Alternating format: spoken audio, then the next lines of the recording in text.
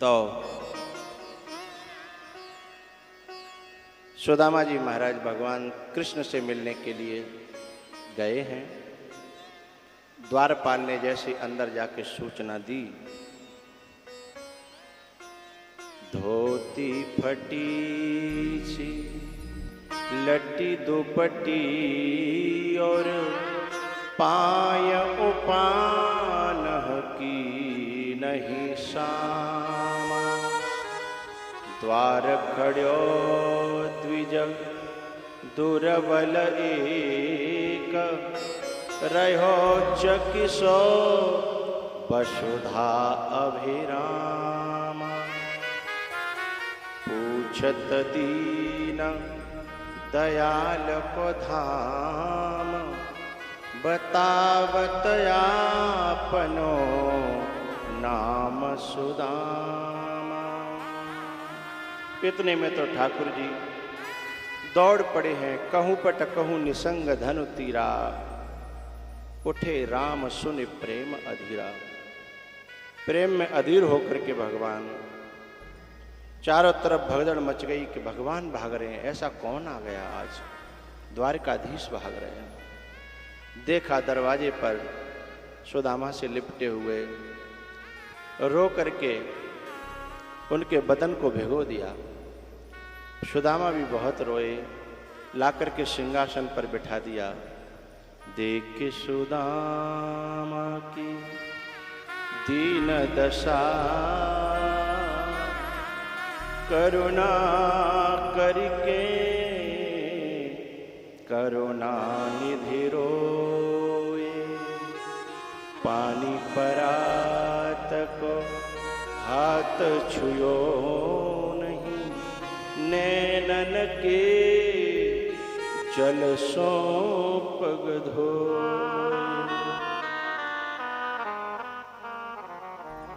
प्रजहाति यदा कामान सर्वान पार्थ मनोगतान, आत्मन्येवात्मना तुष्ट स्थित प्रज्ञस्तदुच्यते। भगवान कहते हैं कि हे अर्जुन, जब कोई व्यक्ति प्रजहाति यदा कामान, सारी कामनाओं को जिस समय त्याग करके सिर्फ एक मेरी कामना पाल लेता है, वह मुझे अत्यंत प्रिय हो जाता है। और ऐसे लक्षण सुदामा जी में पूरे के पूरे घटते हैं। और ठाकुर जी ऐसे को गले लगाने के लिए सदा व्याकुल रहते हैं। दौड़ पड़े, पानी परात को हाथ छुयो नहीं, नैनन के जल सोह पग धोए। हाय सखा दुख पायो महा, परमात्मा हो या कोई महात्मा, वो बाहें फैला के हमेशा खड़ा रहता है। कोई जीव जो संसार की धारा में बह रहा है, वो मेरी बाहों में आ जाए। लेकिन हम हैं कि संसार की वासनाओं में, संसार की कामनाओं को छोड़ने के लिए तैयार ही नहीं होते। लेकिन महापुरुष की बाहें हमेशा खुली रहती हैं, परमात्मा की बाहें हमेशा फैली रहती हैं। ठाकुर जी चरणों को देखते हैं तो कांटे लगे हैं, और उन कांटों को निकालते हैं। पूछते हैं कि इतने कांटे कैसे, कभी निकलवाए नहीं। सुदामा जी ने कहा कि मैं हमेशा सोचता था कि कभी ठाकुर के पास जाऊंगा तो वो मेरे सारे कांटे निकाल देंगे। और सच बात तो यही है कि भक्त के कांटे तो भगवान ही निकालता है। कांटे माने चुभन, ताप, अविद्या, अस्मिता, राग, द्वेष, अविनिवेश, ये पंच क्लेश ही आदमी को चुभते रहते हैं। और इनको, जीव के कांटे को जीव कैसे निकाल पाएगा? हाँ, ठाकुर सबके कांटे निकालता है। हाय सखा दुख पायो महा, तुम आए इतेन किते दिन खोए, देख सुदामा की दीन दशा, करुणा करके करुणा निधि रोय।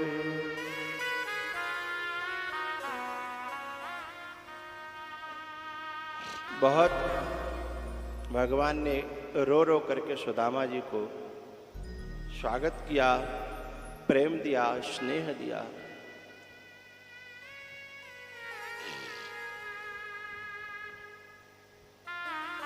आखिर उनके जो पोटली में चावल थे ना, वो पोटली छुड़ा ली और उसमें से 2 मुट्ठी खा ली। तीसरी लक्ष्मी जी ने पकड़ ली कि तुम ये क्या कर रहे हो, विधि के विधान को क्यों मिटा रहे हो? विधि का विधान क्या है? संचित, क्रियमाण और प्रारब्ध।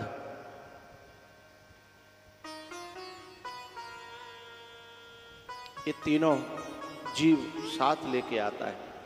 3 प्रकार के कर्म होते हैं और ये विधि का विधान है। ये तीनों प्रकार के कर्म व्यक्ति को भोगने पड़ते हैं।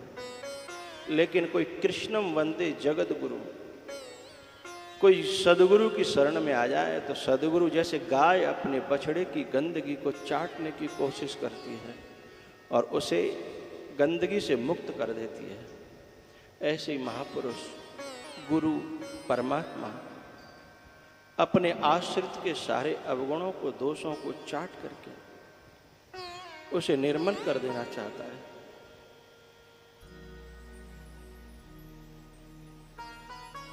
संचित चाट गए भगवान, क्रियमाण भी चाट गए, लेकिन लक्ष्मी जी ने पकड़ लिया कि प्रारब्ध तो भक्त को भी और ज्ञानी को भी भोगना ही पड़ता है ना।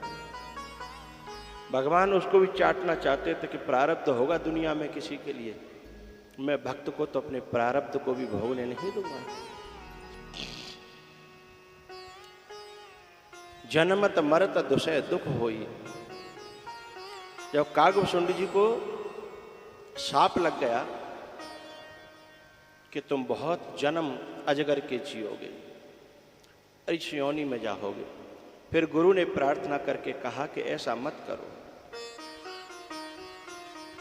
तब भगवान शिव ने कहा कि जन्म मरण तो होंगे लेकिन इसे कष्ट का आभास नहीं होगा।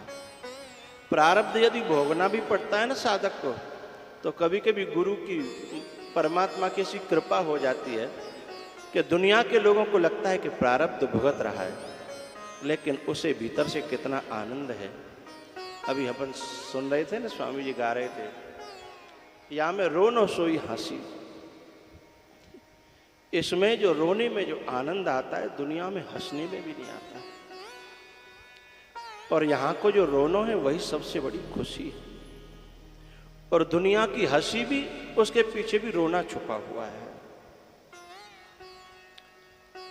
सुदामा जी के जो प्रारब्ध थे उनको भी भगवान ने खा लिया, ऐसा समझिए।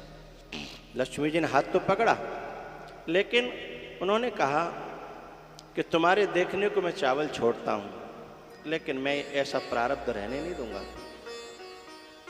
और भगवान सुदामा जी को विदा करते हैं तो कुछ देते नहीं हैं, खाली हाथ छोड़ते हैं। क्यों? क्योंकि दुनिया की नजर में मेरा मित्र, मेरा सखा भिखारी न बन जाए। खाली हाथ गया, खाली हाथ आया, और इसे मैं दूंगा तो इसे संकोच होगा यहां से ले जाने में। मैं ऐसा नहीं चाहता, क्योंकि देते समय देने वाले को तो अच्छा लगता है, लेकिन लेने वाले को बहुत संकोच होता है। तो यहां ऐसे संकोच में न पड़ जाए मेरा सखा, इसलिए कुछ दिया नहीं। और उसे खुश करने के लिए और कह दिया, अरे पुराने कपड़े पहन के आए थे, तुम पुराने पहन के जाओ, हमारे नए उतार दो। लेकिन पीछे से संसार में और गुरु में एक बड़ा अंतर होता है। संसार दिखाता बहुत है लेकिन देता नहीं है, और गुरु और परमात्मा देता बहुत है, कोई लेने वाला हो लेकिन दिखाता नहीं।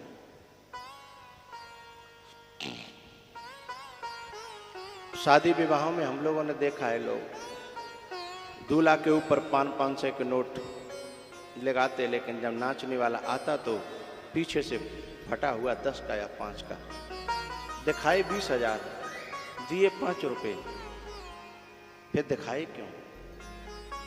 दिखाता संसार बहुत है लेकिन देता कुछ नहीं। लेकिन परमात्मा और महात्मा देना बहुत कुछ चाहता है, कोई लेने वाला हो, लेकिन दिखाता कभी कुछ नहीं है।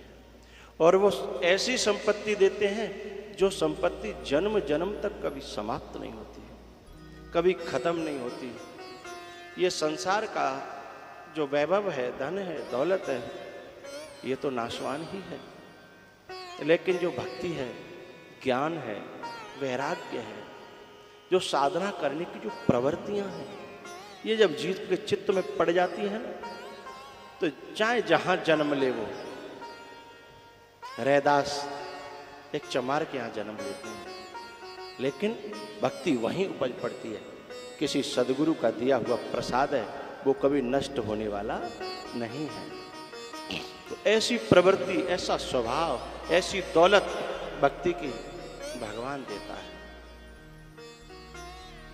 भैया,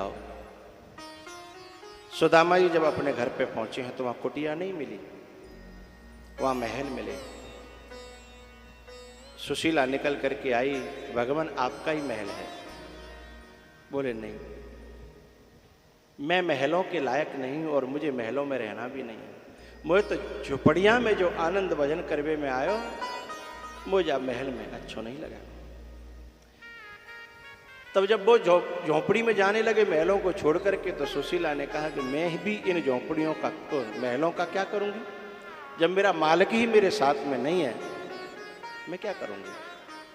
तब स्वयं सुशीला ने प्रार्थना करी कि हे ठाकुर जी, आप ही आओ, आप ही समझाओ कि ये महल नहीं है, ये आपका दिया हुआ प्रसाद है। और भजन करने वाले तो जेलों में भी भजन कर लेते हैं, महलों में भी भजन कर लेते हैं, और भजन न करने वालों के पास तो लाख बहाने होते हैं, वो किसी भी अवस्था में भजन कर ही नहीं सकते। तब भगवान वहाँ प्रकट होते हैं और सुदामा जी से कहते हैं, ये महल तुम्हारे नहीं है, ये महल मेरा प्रसाद है, इनमें बैठ करके भजन करो। तो सुदामा जी ने स्वीकार किया, त्वदीय वस्तु गोविंद तुभ्यमेव समर्पये। आपको ही समर्पित है, मैं आपके इसमें, आपकी आज्ञा है बस रहूंगा। तो भैया, सुदामा जी की यह चरित्र बड़ा गंभीर, बड़ा प्यारा है। सुदामा जी को इस श्लोक में ऐसे गुणों से विभूषित किया है। कृष्णस्यासीत् सखा कश्चित् ब्राह्मणो ब्रह्मवित्तमः विरक्त इंद्रियार्थेषु प्रशांतात्मा जितेन्द्रियः। इंद्रिय अर्थेषु, अर्थेषु अर्थात विषयेषु विरक्त, इंद्रियों के विषय हैं शब्द, स्पर्श, रूप, रसगंध, और इनसे जिसका मन है विरक्त, और वही रह सकता है प्रशांत आत्मा। यदि एक में भी फंसा तो शांति गई। इसलिए प्रशांत आत्मा जितेंद्रिय है, और यही भगवान को पाने का एक बड़ा सटीक रास्ता है। प्रजाहाति यदा कामान सर्वान पार्थ मनोगतान।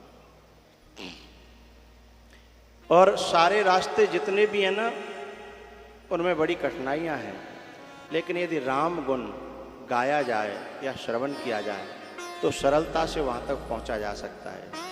गाइय राम सुमिरिय राम संतत सुनिय राम गुण ग्राम हे।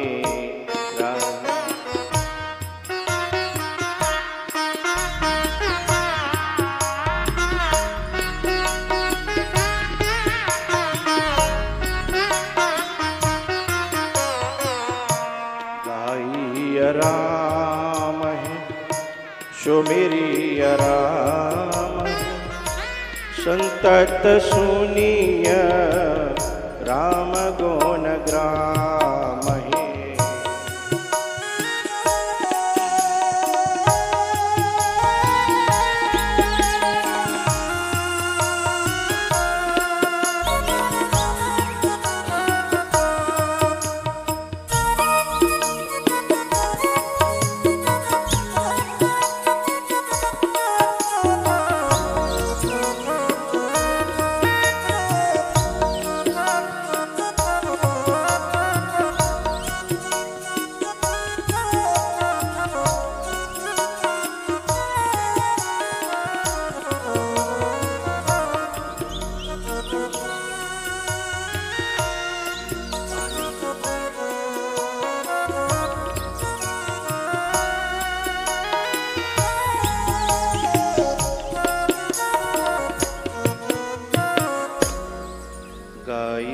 राम सुमिरिय राम संतत सुनिय राम गुण ग्राम। संतत सुनिय